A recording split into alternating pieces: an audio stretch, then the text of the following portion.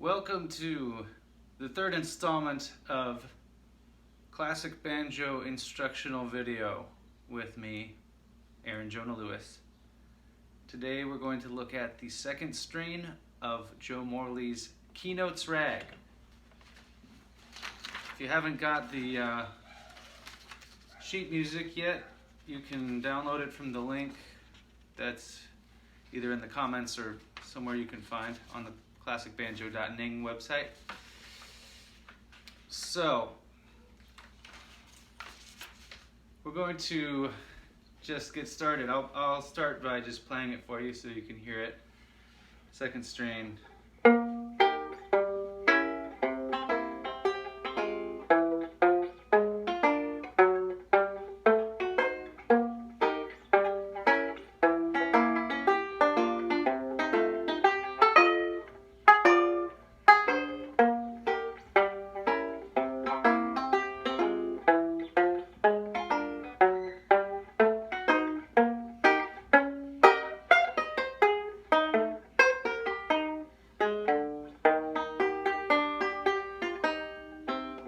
Back to the first strain. So, I'm going to start with a finger pattern that happens at the end of this strain, and it goes index, middle, index, thumb. And we're going to have index, middle on the first string, then index on the second string, and thumb on the third string. It's going to go like this. This, for me lately, has been coming up a lot in the pieces I'm playing. So it's there and there. Now, in the written music, the instructions are to play, to do a finger glide, which is, this is your choice. This is how I'm approaching it, is to do this index, middle, index, thumb. And it gives you that sound of, each note is distinctive. So what's written is different. What's written to play is middle, index, index, thumb, which is cool too, and I use that sometimes, but for this piece I decided not to. But that would sound like this. I think that's a cool way to do it too, and that's your choice. Now, I know some people would actually prefer a third option, which would be a pull-off, or what we call a snap in the classic banjo terminology. And then that way you're just going middle, snap, index, thumb.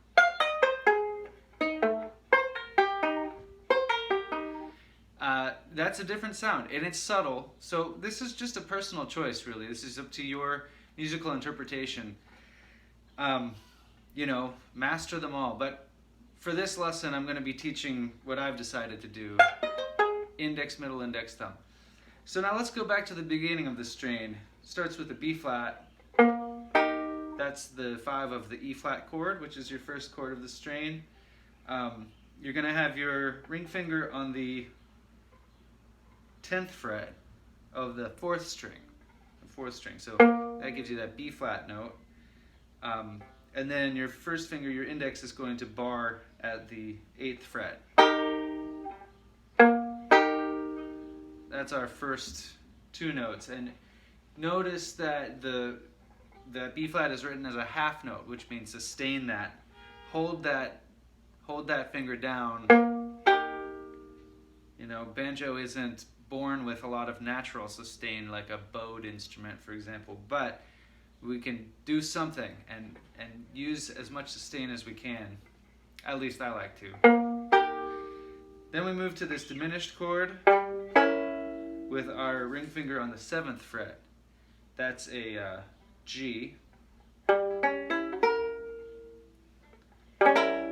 So that's our shape. I hope that's enough light for you to see. It's evening time here in Detroit, but that's going to be, you're going to have middle finger on the 7th fret of the 4th string, middle finger on the 6th fret of the 3rd string, index finger on the 5th fret of the 2nd string, little finger on the 8th fret of the 1st string. So the same right hand picking there.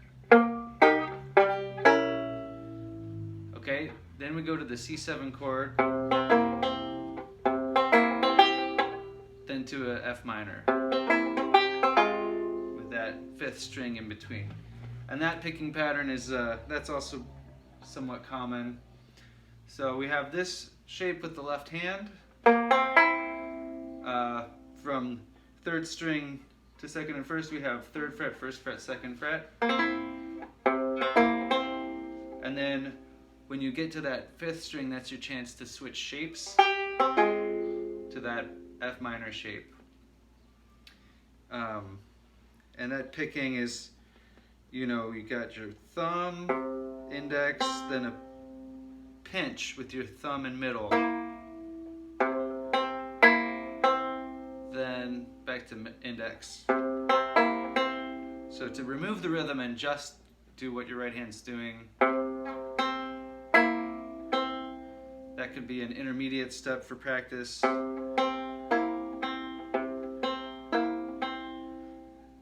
Then we switch to fifth string, and then that's our F minor. So far we have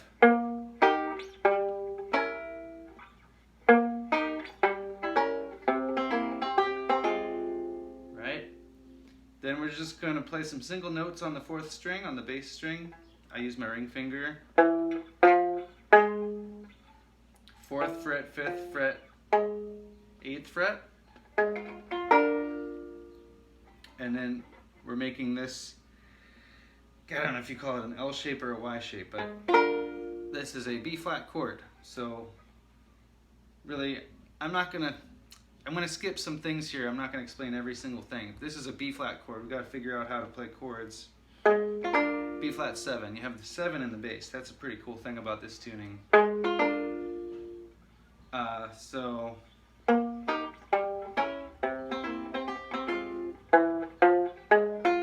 that's the same kind of picking as before with that pinch. Then we go from the 6th fret, 7th fret.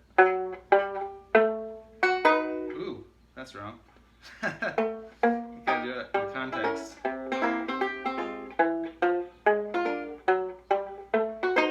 That's it. To the diminished shape. So we're going from B flat 7 to 6th fret, 7th fret, 9th fret, to the diminished shape with that same right hand picking. And then back to the beginning of the strain, more or less, the same beginning.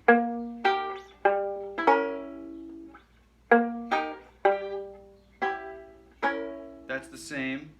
Then we play a diminished chord here. That's ring finger on the 4th fret of the 4th string, middle finger on the 3rd fret of the 3rd string, index finger on the 2nd fret of the 2nd and 1st strings. Then from there we go to this B flat chord where you're just barring these 1st, 2nd, and 3rd strings on the 3rd fret. So then we're going to go back to this F7, same picking pattern. There's a big jump there for the left hand up to the 10th fret, 10th position, so index finger at the 10th fret. Fretting 2nd and 3rd strings at the 10th fret, and you got your pinky there on the 13th. That's the melody. That's the note you really want to emphasize. And then shift to the diminished shape, right? So that's pinky down to the 2nd fret, 12th fret. Index on the 9th fret on the 2nd string, middle finger on the 10th fret of the 3rd string. And then again, that same pattern with the right hand, index to the pinch of middle and thumb, changing shape here to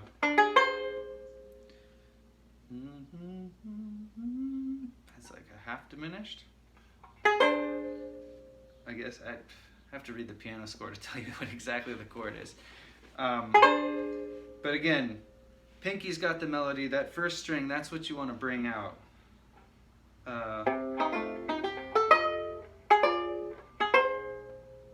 Okay, so pay attention to that rhythm. It's like da da da da da da da ba da ba da. All right, that's the first half of the second string. Let's go over that slowly.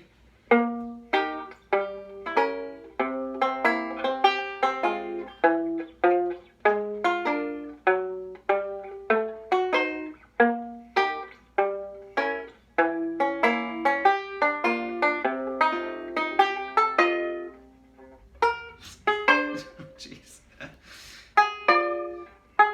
All right, you get the idea. I'll do it again.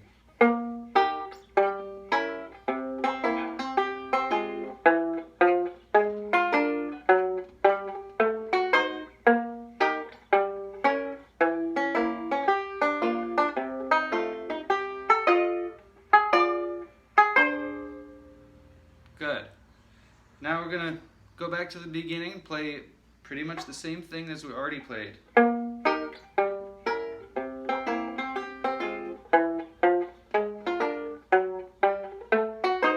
Okay, so the first half of the first half gets repeated.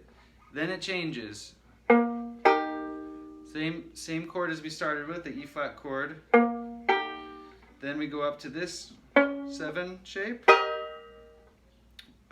In a 11th position, so index on the 11th fret of the second string, middle finger on the 12th fret of the third string, ring finger on the 13th fret of the fourth string, and little finger on the 13th fret of the first string. And then the lick that we talked about at the very beginning. Okay, let's go over that a little bit. We're going to start on the first string, first 2 notes on the first string. So I'm using my pinky here. 12, 13, 14, 15th fret to the 13th fret, and then bar on the 13th. And then we go down here to the 8th and 9th frets of the 3rd and 4th strings respectively.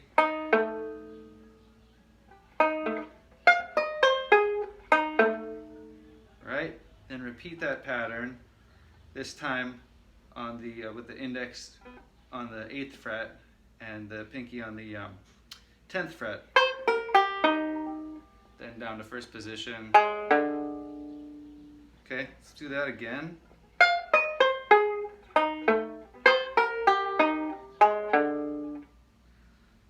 Sort of syncopated there, kind of nice. Da da da da da da da da da da da.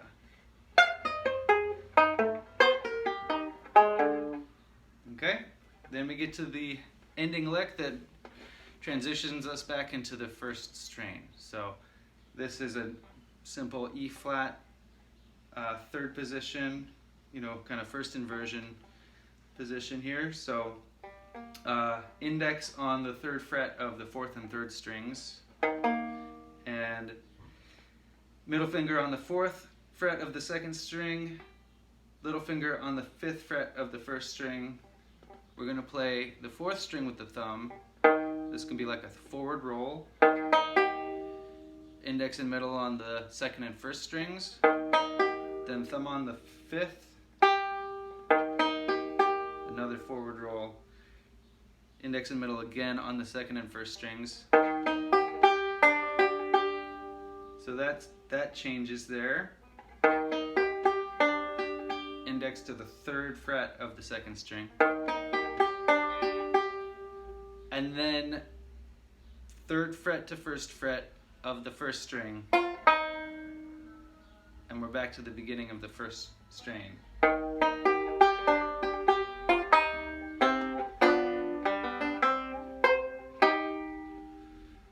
Whew. Let's play through it one more time. Nice and slow. Okay? 1 and 2 and.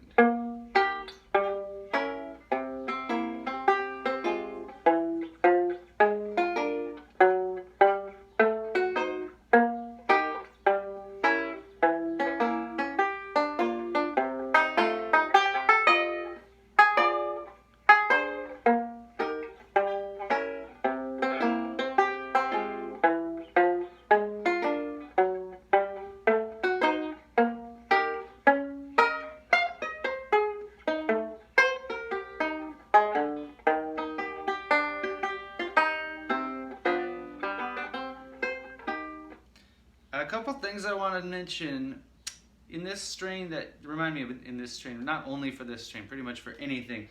Things to think about are dynamics and sustain.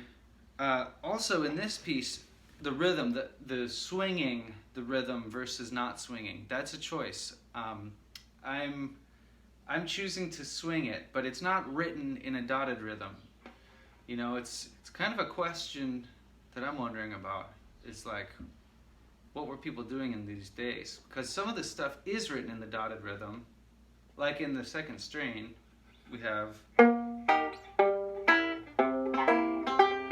If I were to play it completely as written, okay, this would not be the way I recorded it up for the video. It would sound different. It's not like this.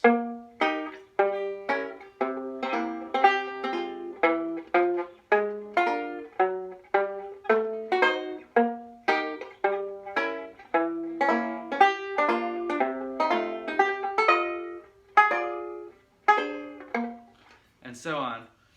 And also, you know, the first strain would, you know. Oh, sorry, no, that is dotted.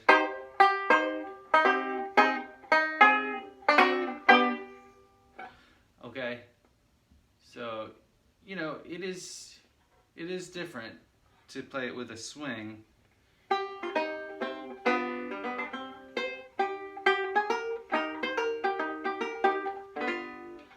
Versus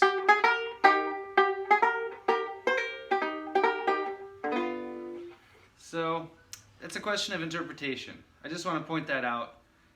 You can choose to play it more closely to what's written with a strict marching feel, or not. As far as dynamics, I want to say it's good to practice these things quietly and loud, so that you can control, you know, the situation you're in might demand a quieter performance or more volume. So it's good to have that ability, and also find with the banjo that a light touch will still allow for the music to carry through. I'll just demonstrate playing the second string quietly versus with more volume.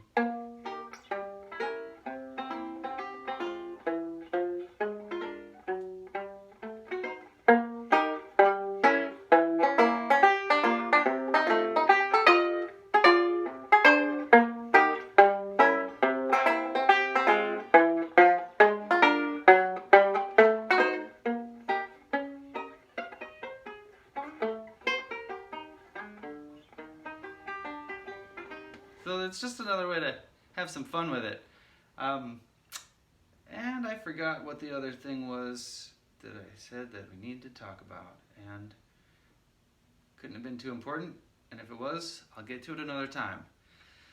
So that's the second strain of Keynotes Rag. If you've been following these videos and you've gotten to the end of this one and you got the introduction and the first strain, you're most of the way there now. The third strain, the trio, is very fun, not too challenging, especially I will explain the fingering to you when we get to it. And the little bridge in there is also, that's not too challenging. And then after that, it's more of the same strains that you've already learned, plus a very short and easy, relatively easy outro. So we'll get to those in future videos. Thank you very much for joining me, and happy banjo picking.